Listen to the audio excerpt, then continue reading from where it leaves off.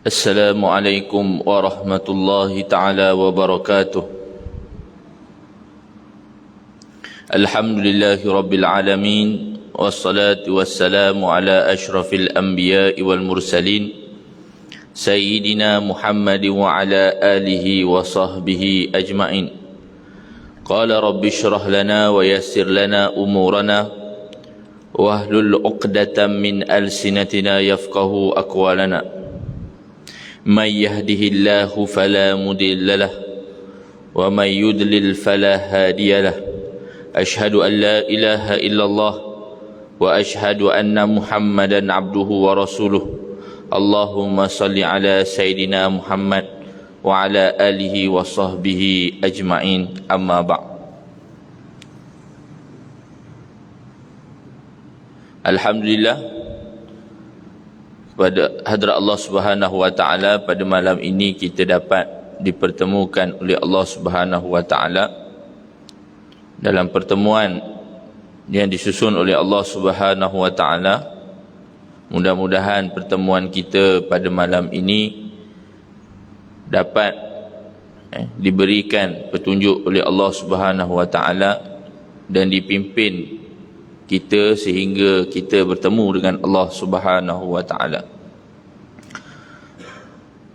Yang saya hormati lagi dikasihi pengerusi Masjid Jami' Bukit Gambir, barisan jawatan kuasa, seterusnya pegawai-pegawai masjid, Tuan Imam, Tuan Bilal, seterusnya muslimin dan muslimat yang dirahmati oleh Allah Subhanahu wa taala sekalian.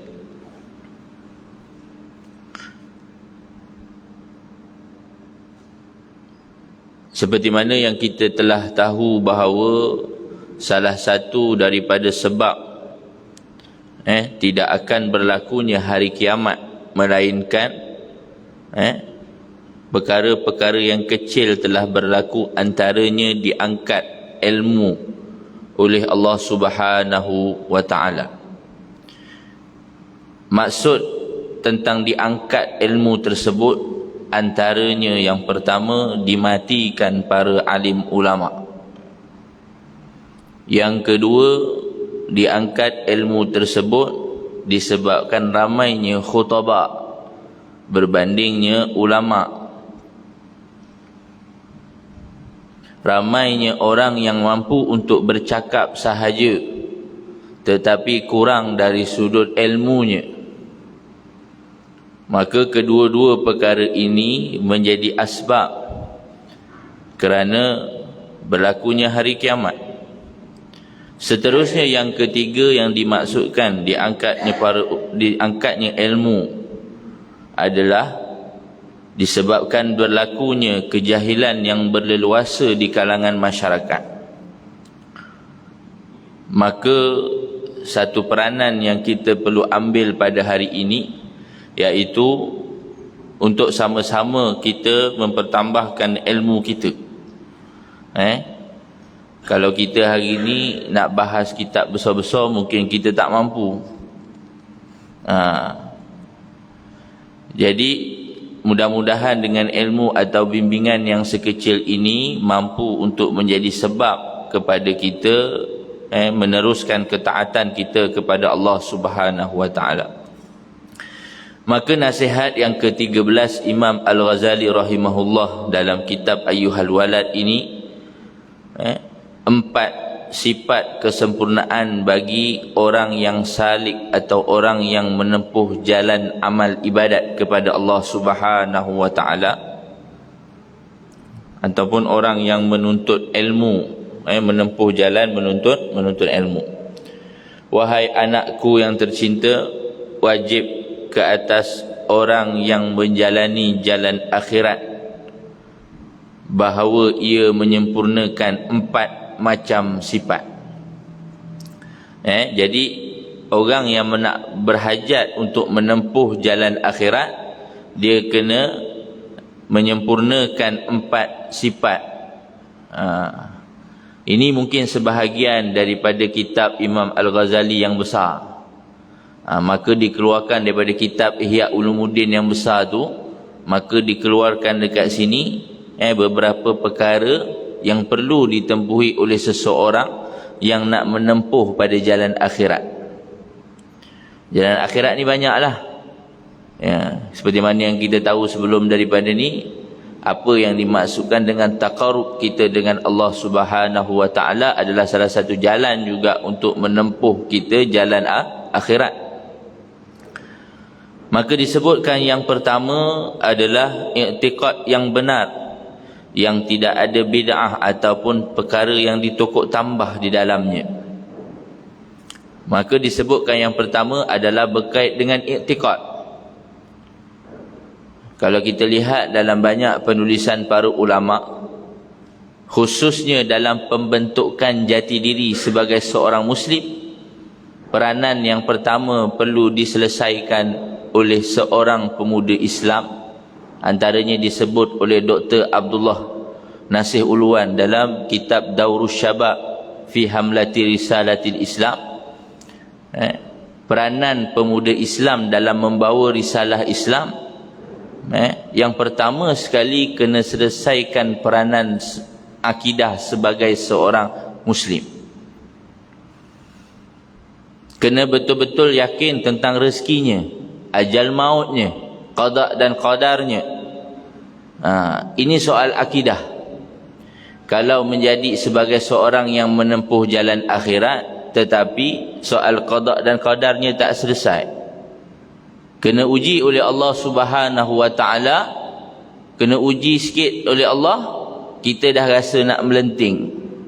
Kita dah rasa itulah ujian yang paling berat kita hadapi. Macam mana kita nak menempuh jalan-jalan akhirat yang lain? Ini baru soal qada dan qadar. Kadang-kadang qada dan qadar pun kita tak berapa nak faham lagi.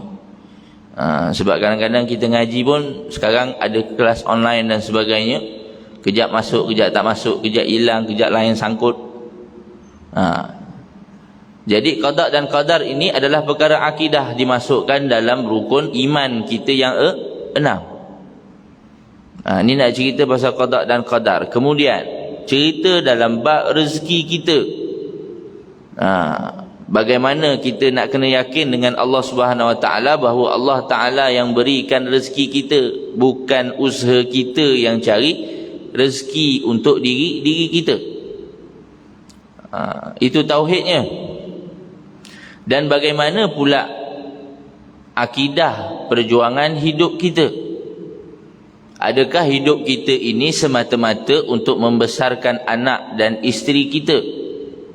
Cukup? Ataupun dalam hidup kita hari ini cukup sekadar untuk kita buat amal ibadat untuk diri kita sendiri, tak perlu orang lain, tak perlu anak dan isteri kita, tak perlu dalam ahli keluarga kita. Kalau kita faham pada tauhid atau akidah perjuangan Nabi, bagaimana pegangan Nabi SAW yang kita perlu contohi pada 1400 tahun dahulu, bagaimana akidah i'tiqad Nabi SAW.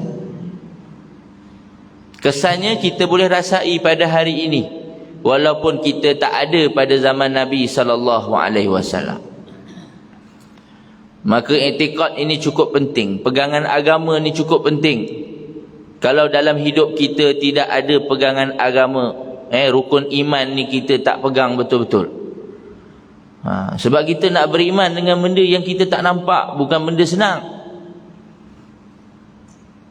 Bukan benda yang boleh diterima oleh logik akal kita. Kita nak beriman dengan benda yang kita tak nampak. Kalau kita tengok hari ni angin, kita nak beriman yang angin tu ada pun payah. Tapi mungkin sebab kita dapat rasa angin tersebut. Tengok elektrik. Ni orang yang mahir dalam kejuruteraan elektrik. Dia tengok wire, kita pun tak nampak elektrik ada kat dalam. Tapi logiknya kepada kita, bila lampu tu menyala, kipas tu berpusing, bermakna ada elektrik. Kita akan lihat, mata kepala kita mesti fikir benda yang kita nampak. Tapi benda yang kita tak nampak, kita akan rasa mustahil untuk kita faham dan mustahil untuk kita pegang. Itulah iktikad yang kita pegang sampai ke hari ini, daripada kita lahir sampailah sekarang.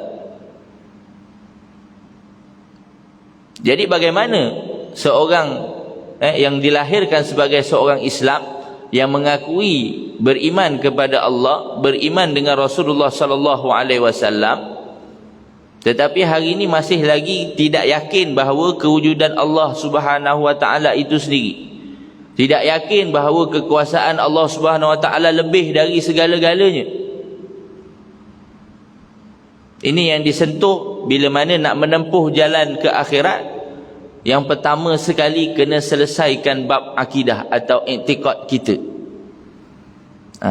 Ini tak cerita lagi iktikad yang bersangkut paut dengan pahaman-pahaman yang mengelirukan masyarakat pada hari ini. Telah banyak agama-agama baru yang muncul sebenarnya untuk memesongkan hati dan akidah iktikad umat Islam. Sebab tu jangan pelik kalau hari ini perempuan pula boleh jadi imam. Sebab iktikad dia tak berapa betul. Sebab pegangan akidah dia tak berapa nak betul. Belum cerita bab Tuhan, baru cerita bab syariat. Baru cerita bab syariat kita dah lihat. Jadi dalam nak menempuh jalan seperti mana yang Imam Al-Ghazali rahimahullah dah nasihatkan kepada kita dalam nasihat yang sebelum-sebelum ini, banyak perkara-perkara yang disentuh oleh Imam Al-Ghazali rahimahullah berkait soal hati dan keyakinan kita kepada Allah Subhanahu wa taala. Bukan hanya sekadar yakin, cukuplah aku dah pegang asyhadu alla ilaha illallah, aku bersaksi bahawa tiada Tuhan selain Allah, dan aku bersaksi bahawa Nabi Muhammad itu pesuruh Allah, cukup. Tapi bagaimana syahadah yang diucapkan itu, bagaimana rohnya, bagaimana keyakinannya? Sedangkan kita tak sempat jumpa Nabi sallallahu alaihi wasallam. Tapi bagaimana keyakinan kita dengan Islam? Bagaimana keyakinan kita dengan agama Allah?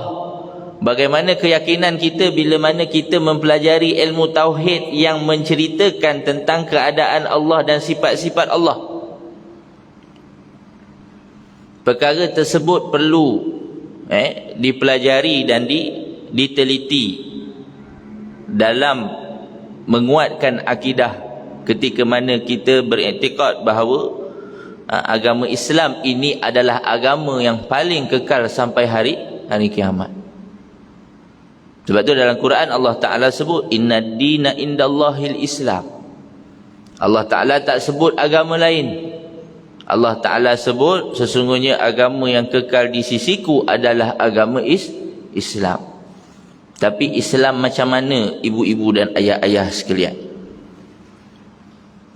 Kita bimbang kalau kita berpegang dengan Islam yang Rabbani, Islam yang diturunkan oleh Allah Subhanahu wa taala melalui wahyu baginda Nabi sallallahu alaihi wasallam, tu tak apa. Tapi apa yang kita bimbang bila mana kita sendiri secara tidak sedar kita telah berpegang dengan iktikad fahaman Islam yang dibuat oleh Barat.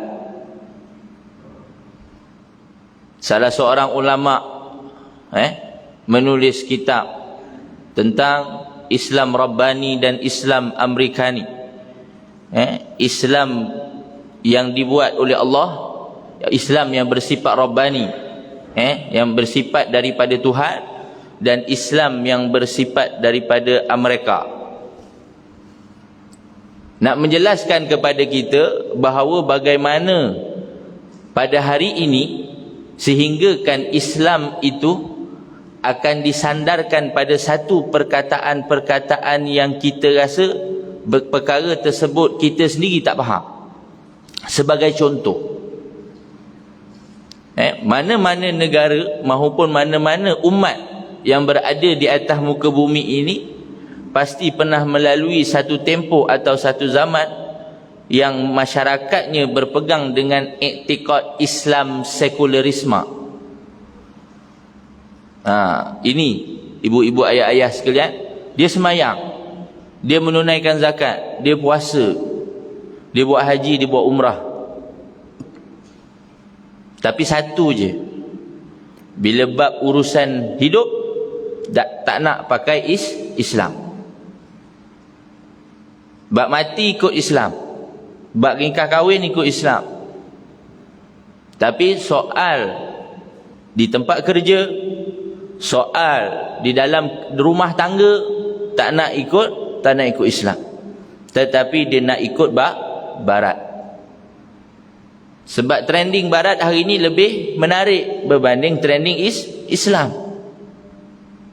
Sebab tu lahirnya fahaman selepas pada tahun lebih kurang 1960 lebih kurang, munculnya satu fahaman yang akan menyesatkan umat Islam, iaitu yang diberi nama Islam sekular tu. Pada abad ke-20 lebih kurang pada tahun 2000, seorang tokoh barat dia telah menulis buku bagaimana pergerakan Islam liberal masuk ke dalam negara-negara umat Islam. Islam liberal ni dia semayang, Islam disandarkan dengan perkataan liberal. Tadi Islam yang disandarkan dengan perkataan sekular. Ini cabaran ataupun masalah akidah yang berlaku dalam masyarakat kita. Kalau benda ni kita tak boleh nak hadapinya, kalau benda ni pun kita tak nampak jarumnya, macam mana kita nak menempuh jalan untuk akhirat? Kita bimbang nanti akidah kita rupa-rupanya akidah yang dipegang Islam sekular, Islam liberal, Islam pluralisme yang menyamaratakan semua agama sama. Ini ibu-ibu ayah-ayah semua, perkara ni dia duduk dah dalam rumah kita. Kalau zaman Nabi SAW dulu perang pakai pedang, pakai tombak, memang tak sampai dalam rumah. Sebab Nabi SAW ajar berperang di medan peperangan. Tetapi pada hari ini, Islam liberal, Islam sekular, Islam apa lagi? Semua yang disandarkan perkataan barat kepada Islam tersebut, kita bimbang dia adalah Islam version yang dibuat oleh barat. Itu yang melahirkan golongan yang jahil. Itu yang melahirkan ramai para khutbah, melahirkan orang yang mampu untuk bercakap tetapi tidak ada sandaran maupun nas daripada ilmu. Ini yang kita bimbang. Maka i'tikad ini perlu dijelaskan bahawa siapa Tuhan yang kita sembah. Ibu-ibu ayah-ayah sekalian, sampai satu tahap manusia ini akan beriman dengan i'tikad yang dipegang. Maksudnya sampai satu tahap dia akan berpegang ataupun menyembah pemikiran dia sendiri. Dia boleh sampai satu tahap macam tu. Dia beriman dengan pemikiran dia sendiri. Dia tak beriman dengan pemikiran orang lain. Dia akan sampai satu tahap dia akan menganggap diri dia sendiri sebagai Tuhan. Benda ni telah terbukti pada zaman Fir'aun. Nabi Allah Musa AS berhadapan dengan Fir'aun pada ketika itu. Dia merupakan, walaupun hari ini kita tak nampak pada zaman tu bahawa Fir'aun ini telah menggunakan pegangan i'tikad ataupun pegangan akidah yang sehingga menyebabkan dia mengakui dia sebagai Tuhan. Kerana kesalahfahaman i'tikad yang dipegang oleh Fir'aun tersebut. Waktu tu Fir'aun telah kufur dan tidak beriman kepada Allah.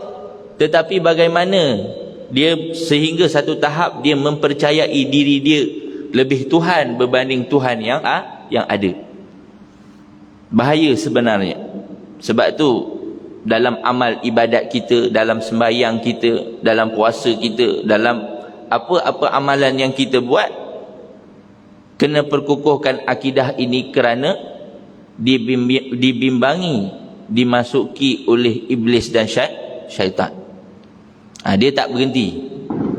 Kerja baik kita, kerja buat kita, yang kita buat tak kira apa amal ibadat, bukan setakat solat, puasa, zakat, tetapi dalam pembentukan rumah tangga, nak jaga anak, nak jaga isteri, nak didik anak, nak didik isteri, ini peluang yang iblis dan syaitan akan masuk kalau kita tak betul-betul faham tentang akidah.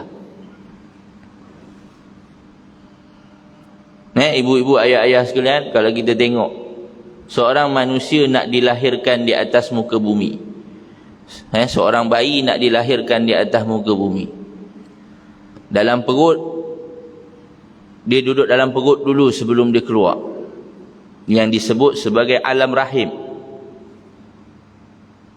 Alam tersebut diuruskan oleh siapa?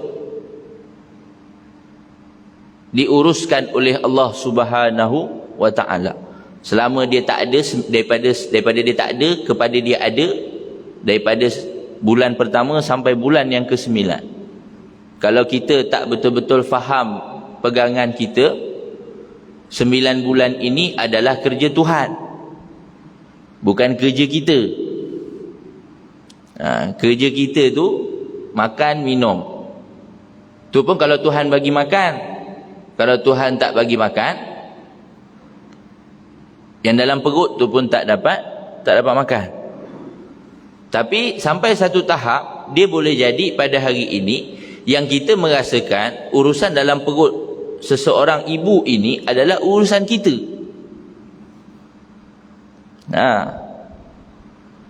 Bila susah aja anak tu nak dilahirkan, mula fikir, apa yang kacau dia ni. Sedangkan kita dah diajar dalam perut itu kerjanya kerja Tuhan. Tugas kita minta dengan Tuhan, bukan minta dengan orang. Jadi bila kita dengar cakap orang berbanding cakap Tuhan, ni kita nak cerita soal benda dalam perut yang kita tak nampak dan kita tak tahu keadaan dia macam mana. Kita dah rasa kerja buat dalam perut tu adalah kerja buat manusia. Maka kita mula nak cari, ustaz, tolong kawan saya ni susah nak bersalin. Makhluk apa yang kacau dia ni? Ini soalnya. Sampailah satu tahap yang sebenarnya yang kita perlu pegang bahawa tak ada benda yang boleh bagi mudarat kepada kita melainkan Allah Subhanahu wa ta'ala sahaja. Hatta alim ulama, orang-orang yang mampu berikan syafaat kepada kita, mampu memberikan pertolongan atau kesenangan kepada kita, kemudahan kepada kita, berkat yang kita ambil untuk kita sendiri, berkat yang kita ambil, orang tersebut pun tidak mampu untuk memberikan kelebihan yang ada pada dia. Kita hanya mampu mengambil berkat melalui adanya jasad dia, tetapi bermohon dengan Allah Subhanahu wa ta'ala. Itu i'tiqad kita.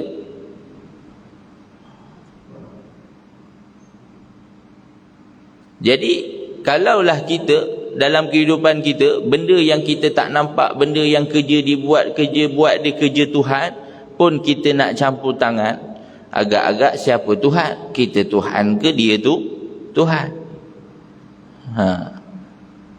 Ini yang berlaku di kalangan masyarakat kita. Ini belum campur dengan kefahaman adat istiadat orang Melayu yang ada macam-macam dulu pengalaman hidup dan sebagainya, berkait dengan perkara-perkara akidah yang masih lagi tidak jelas dan diamalkan sehingga pada hari ini. Kemudian untuk menempuh jalan akhirat, yang kedua adalah bertaubat dengan sebenar-benar taubat sehingga dia tidak akan kembali mengerjakan dosa dan dosa yang pernah dilakukannya. Kena minta ampun dengan Allah Subhanahu wa ta'ala. Ibu-ibu, ayah-ayah sekalian, kita pada hari ini telah masuk ke dalam gerbang untuk mencapai bulan yang istimewa, iaitu Ramadan, pada 2 bulan lagi.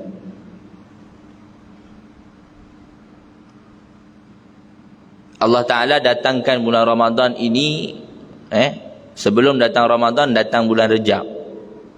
Belum datang Ramadan lagi, kita dah ada bulan makan. Bulan Rejab kerja kahwin, bulan Syaban pun kerja kahwin.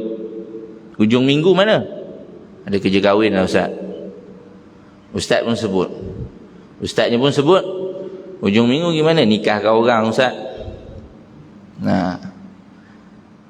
Bulan Rejab, dah lama PKP 2 tahun, kita tak boleh nak buat kenduri dan sebagainya. Tahun ni kita pulun kenduri sebelum Ramadan. Jadi 2 bulan lagi ni kita nak Ramadan. Hari ni kita dah masuk dalam bulan Rejab. Adakah Rejab kita pada tahun ini sama dengan tahun lepas? Sedangkan setiap bulan yang Allah Ta'ala berikan kepada kita itu mempunyai keistimewaannya yang tersendiri. Mempunyai keistimewaan untuk kita minta ampun, minta hapus dosa daripada Allah Subhanahu Wa Ta'ala. Seperti mana yang kita buat dalam bulan Syaban. Jangan kita rasa bahawa baca Yasin tu baca Yasin saja. Baca Yasin tiap-tiap malam Jumaat tu, jangan kita rasa bahawa baca Yasin je pun. Ibu-ibu, ayah-ayah sekalian, sebenarnya setiap amal yang kita buat itu adalah melahirkan taubat dan penyucian dosa kita kepada Allah Subhanahu Wa Ta'ala kalau kita sedar. Sebab orang tak sedar, orang tak nampak pengampunan dosa, taubat kepada Allah ni orang tak nampak. Orang tak nampak. Kalau orang nampak, mesti ramai orang datang masjid baca Yasin. Kita tengok takut dekat rumah pun jadi tak ada suasana baca Yasin malam Jumaat. Sebab orang tak nampak kelebihan membaca ayat Al-Quran tu tadi, walaupun hanya membaca surah Yasin, sebenarnya adalah untuk menghapuskan dosa. Itu sebenarnya. Setiap amal baik, ketaatan yang kita buat kepada Allah, tak lari, yang pertama sekali dia bertujuan dia adalah untuk menghapuskan dosa. Tapi bila mana benda tu tak nampak, jadi dia buatlah benda yang dia nampak je. Kalau duit nampak, laju saya rasa orang datang masjid. Sebab dia tak nampak yang 27 tu. Dia tak nampak yang azab Allah tu depan mata dia. Dia tak nampak. Ini yang kita bimbang. Bila mana orang banyak beramal, banyak membaca Al-Quran, tetapi dia tak ada jiwa dalam dia nak membaca Al-Quran. Ini kena sama-sama kita muhasabah. Baik saya yang kat depan maupun ibu-ibu dan ayah-ayah yang ada dekat belakang. Kena bertaubat. Bertaubat ni pun ada syarat dia. Banyak buat dosa, kena bertaubat. Syarat yang pertama, kena minta ampun dengan Allah Subhanahu Wa Ta'ala. Yang kedua, kalau buat salah dengan orang lain, kena minta maaf dengan orang tersebut. Kemudian yang ketiga, kena tinggalkan kejahatan yang pernah dibuat dan berazam tidak mengulanginya kembali. Ni 3 benda ni. Kalau 3 benda ni kalau nak cerita besar lagi, tu Imam Al-Ghazali dah cerita dalam kitab Al-Hikam dia. Ibu-ibu dan ayah-ayah sekalian, muslimin dan muslimat yang dirahmati oleh Allah Subhanahu Wa Ta'ala sekalian, yang ketiga, jalan nak menempuh jalan akhirat ini, yang ketiga, meminta halal daripada semua musuh dan makhluk, sehingga engkau tidak akan dituntut pada hari kiamat nanti. Muslimin dan muslimat sekalian, sebenarnya bila sebut soal tuntutan, tak kiralah tuntutan apa sekalipun, tuntutan hutang dan sebagainya, Perlu untuk ada kesedaran dalam jiwa umat Islam membantu Muslim yang lain. Kadang-kadang orang buat hutang ni, tuntutan hutang, tuntutan apa lagi? Macam-macam tuntutan. Kalau selagi boleh tuntut, dia nak tuntut segala-galanya daripada kawan dia. Bagaimana dalam Al-Quran Allah Ta'ala menceritakan tentang hukum bunuh. Memang keutamaan dalam prosedur ataupun SOP bunuh dibalas bunuh. Tetapi Allah Ta'ala sebutkan yang kemudian tentang SOP pembunuhan, SOP bunuh dibalas bunuh ini perlu dimulakan dengan memaafkan pembunuh tersebut. Kena maafkan. Ini yang susah untuk kita dapat. Susah untuk kita praktikalkan kalau terjadi pada keluarga kita sendiri, baik saya, baik ibu-ibu, ayah-ayah kat depan.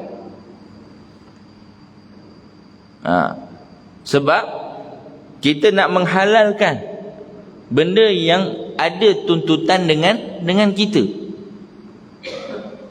Orang hutang kita 10,000, takkan kita nak biar je. Orang tu pinjam duit sawit kita, takkan kita nak biar je. Ya, kita minta balik. Itu kita. Itu kita. Sebab tu dalam hidup kita ini, bila kita dipandu dengan Islam yang sebenar, iktikad keyakinan dengan Allah Subhanahu Wa Taala, kita tak risau. Kita tak risau kerana apa?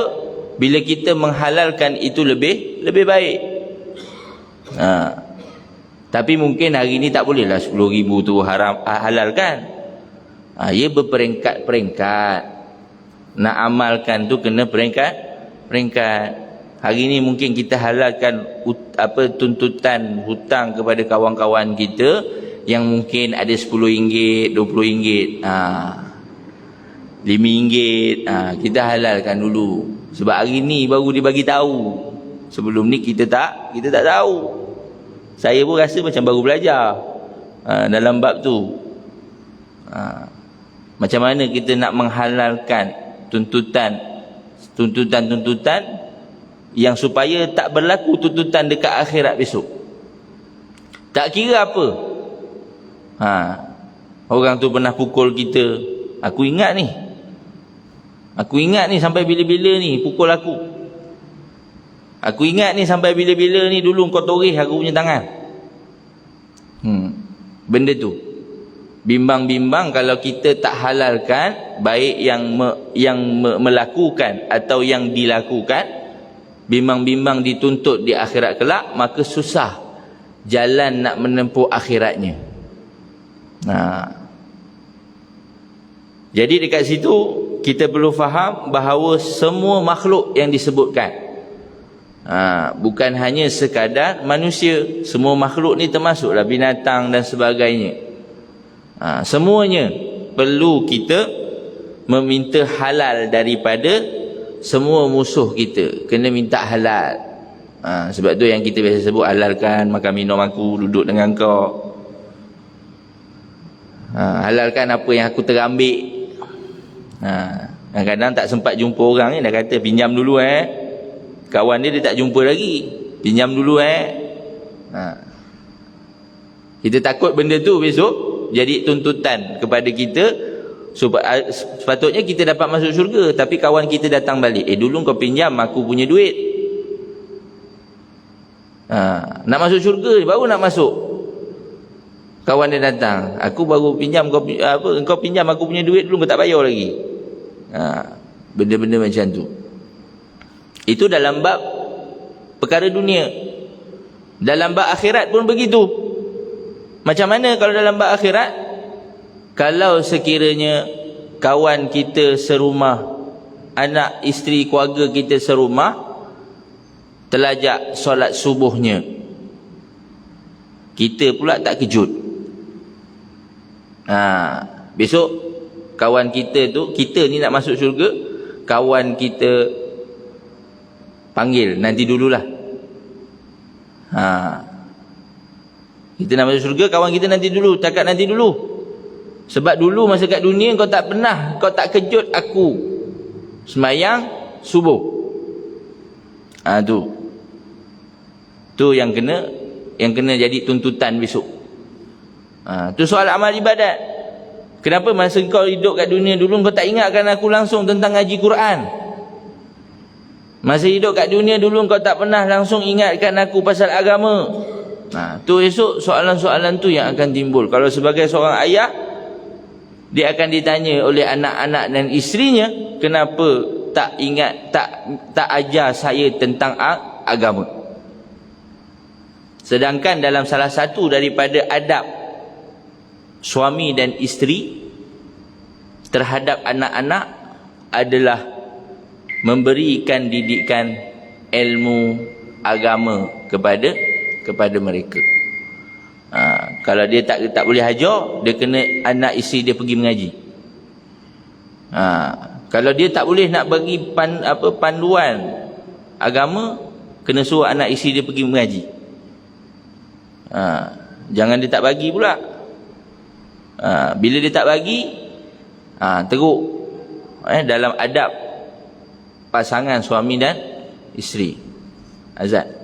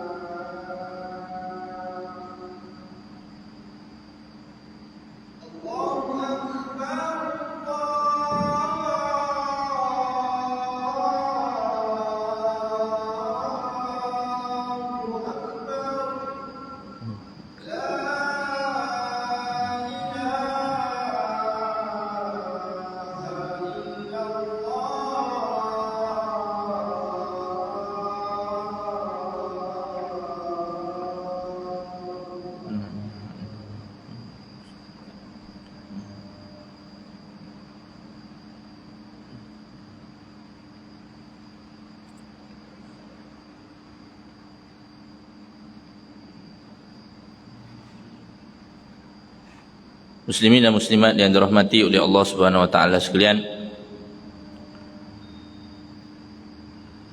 jalan keempat menjalani jalan akhirat, mempelajari ilmu syariah untuk dapat menunaikan segala perintah Allah Ta'ala, dan juga mempelajari ilmu akhirat yang dapat menjamin keselamatanmu di akhirat nanti. Maka Imam Al-Ghazali sebut yang keempat, sifat kesempurnaan tersebut adalah perlu mempelajari ilmu syariah. Ilmu syariah ni adalah ilmu, secara asasnya adalah ilmu yang berkait dengan amal ibadat kita. Kalau bab ni pun kita tak boleh nak selesai, macam mana kita nak cerita hal-hal yang berkait dengan perintah Allah, hal-hal yang berkait dengan akhirat? Maka ilmu syariat ni untuk apa? Untuk menunaikan segala perintah Allah. Secara asasnya mungkin kita boleh tahu kaifiat sembahyang, tapi bagaimana kalau kita sembahyang dengan memakai baju yang dicuri? Dua situasi yang berbeza. Orang yang sembahyang dengan memakai baju dia sendiri, satu. Yang kedua, dia sembahyang juga, tapi dia pakai baju pakaian yang dicuri. Nampak kedua-duanya baik, tetapi ada satu yang menyebabkan terhalangnya ibadat dia diterima. Jadi ilmu syariah yang kita belajar ni, sama ada di sekolah maupun di mana-mana, di pondok dan sebagainya, yang kita belajar dengan tok-tok guru kita, tujuan dia mesti kena menunaikan segala perintah Allah Subhanahu wa taala. Tapi kalau sekiranya kita belajar, dia jadi terbalik. Bila jadi terbalik, maka ada masalah dalam kita belajar. Dia tak boleh, dia mesti akan pergi kepada jalan menunaikan perintah Allah. Tapi kalau dia jadi terbalik, dia belajar, tiba-tiba boleh pula tak semayang. Ni masalah. Belajar, boleh pula bersalam lelaki dan perempuan. Ini yang kita bimbang. Kemudian, dan juga mempelajari ilmu akhirat untuk menjamin keselamatanmu di akhirat. Kena tahu ilmu tentang berkait dengan ilmu akhirat, ilmu yang boleh menyelamatkan kita di akhirat. Apa dia ilmunya? Antaranya ilmu yang berkait dengan soal hati kita. Hati ni nak selesai kat dunia mungkin payah. Rambut sama hitam, hati lain-lain. Jadi perkara tersebut mesti perlu diselesaikan. Lebih-lebih lagi kena selesaikan dalam kita menempuh jalan ibadat ke akhirat. Sebab kita takut, memang kita rasa nak masuk dalam liang lahat tu kita takut. Tapi banyak ulama mengkaitkan. Sebab saya sebutkan sebagai satu contoh. Sebelum kita nak menghadapi bulan Ramadan dalam tempoh 2 bulan lagi, semua perkara yang kita nak dapatkan untuk menjadikan Ramadan kita cantik, ada jalannya. Salah satu jalannya adalah jalan takwa yang disebut dalam dalil kepada kewajipan berpuasa. Tapi soalan dia, bagaimana jalan takwa tersebut yang perlu dilalui oleh seseorang yang berpuasa? Sebab kita tak pernah tahu hakikat puasa tu hanya sekadar menahan lapar dan dahaga. Kita tak tahu apa hakikat kehadirannya bulan Ramadan itu sendiri kepada kita. Apa hakikat kehadiran bulan Rejab itu kepada kita? Apa hakikat kehadiran bulan Syaban tu kepada kita? Yang rasa nak ambil kelebihan puasa bulan Rejab, dia akan terus ambil kelebihan puasa bulan Rejab. Tetapi kadang-kadang kita tak memahami hakikat puasa yang sebenar. Sebab apa? Tengah puasa-puasa udah cerita pasal orang. Tengah puasa-puasa Boleh pula pergi pasar belaga punggung. Macam mana tu? Macam mana nak kira puasa kita hari tu? Pergi bazar boleh belaga punggung pula dengan orang lain. Ni walaupun kita tak nampak perkara tersebut berlaku depan mata kita, tapi itulah yang berlaku dalam masyarakat. Elok-elok sebenarnya hakikat bulan Ramadan ini untuk takarub kita kepada Allah. Tiba-tiba kita rasa bulan Ramadan yang datang kepada kita ni adalah bulan untuk kita menikmati juadah yang tak ada pada bulan-bulan yang lain. Salah. Ini yang kita bimbang, sebab benda ni dah menjadi normalisasi dalam hidup kita. Sehingga kan datang aja puasa, benda yang paling seronok kita nak rasa tarawih malam pertama, yang kedua juadah berbuka puasa di bazar Ramadan. Kalau sebut sampai ke Muar, sampai ke Tangkak, semua dia boleh pusing. Tetapi masjid, kalau kita sembang dengan dia, malam pertama masjid mana? Malam pertama Masjid Jamik Bukit Gambir. Malam kedua Surau Kampung Seri Gelam Perdana. Malam yang ketiga Surau Taman Cempaka. Malam yang keempat Surau, tu dekat-dekat semua. Apa salahnya pergilah masjid besar-besar pula, daripada beli juadah buka puasa tu. Pergi semayang kat Selangor sana kalau berani. Pergi semayang masjid-masjid besar, Masjid Sultan Abu Bakar Johor Bahru, pergi semayang tarawih dekat sana. Itu baru betul menempuh jalan mujahadah dia dalam beramal ibadat. Bukan setakat korban masa, korban duit minyak, kemudian korban apa lagi? Korban tinggalkan anak isteri dekat rumah. Benda-benda tersebut, ibu-ibu, ayah-ayah sekalian, yang menjadi sebab kepada amalan kita diterima oleh Allah Subhanahu Wa Taala. Ibadat kita menempuh jalan akhirat bukan satu jalan yang mudah. Seumpama jalan kita nak pergi sekolah, jalan kita nak pergi kerja. Jalan kita nak pergi kerja pun kadang-kadang susah. Kadang-kadang aksiden, kadang-kadang terpeleot kaki, kadang-kadang terpelecok kaki pun payah. Lagi kan kita nak menempuh jalan akhirat.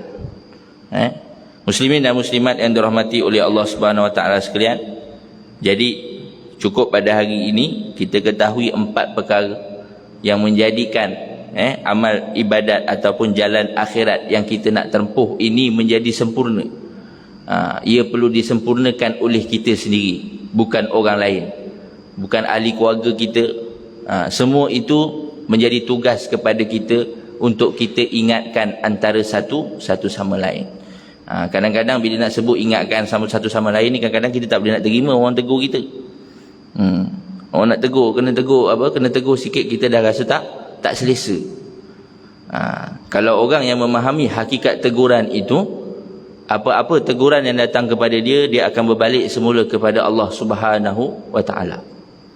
Sebab tak ada benda yang teguran datang kepada kita bukan hanya hakikat pada makhluk, tetapi adalah daripada Allah Subhanahu Wa Taala. Kalau hati kita boleh berpegang seperti itu, maka amanlah dunia ini. Jadi aku qauli hadza wa astaghfirullahal azim wa lakum. Apa yang baik daripada Allah Subhanahu Wa Taala, yang kurang daripada diri saya sendiri. A'udzubillahi minasyaitonirrajim. Bismillahirrahmanirrahim. Alhamdulillahirabbil alamin, wassalatu wassalamu ala asyrafil anbiya'i wal mursalin sayyidina Muhammad wa ala alihi wa sahbihi ajmain. Allahumma ighfir lana dzunubana wa liwalidina warhamhuma kama rabbawna shighara wa li jami'il muslimina wal muslimat wal mu'minina wal mu'minat al ahya'i minhum wal amwat bi rahmatika ya arhamar rahimin. Allahumma innaka ta'lam anna hadhihi al qulub qad ijtama'at ala mahabbatik wal taqat ala ta'atik wa tawahadat ala da'watik wa ta'ahadat ala nasrati syari'atik fawasikillahumma rabitataha wa adimuddaha wahdiha subulha wa amla'ha binurika allazi la yahbu washrah suduraha bil faidil imani bik wa jamili tawakkuli alaika wa ahyiha bi ma'rifati wa amitha ala syahadati fi sabilik innaka ni'mal maula wa ni'man nasir. Rabbana atina fid dunya hasanah wa fil akhirati hasanah wa qina azabannar. Wa sallallahu ala sayidina Muhammad wa ala alihi wa sahbihi wa sallam walhamdulillahi rabbil alamin. Taqabbalallahu minna wa minkum. Assalamualaikum warahmatullahi wabarakatuh.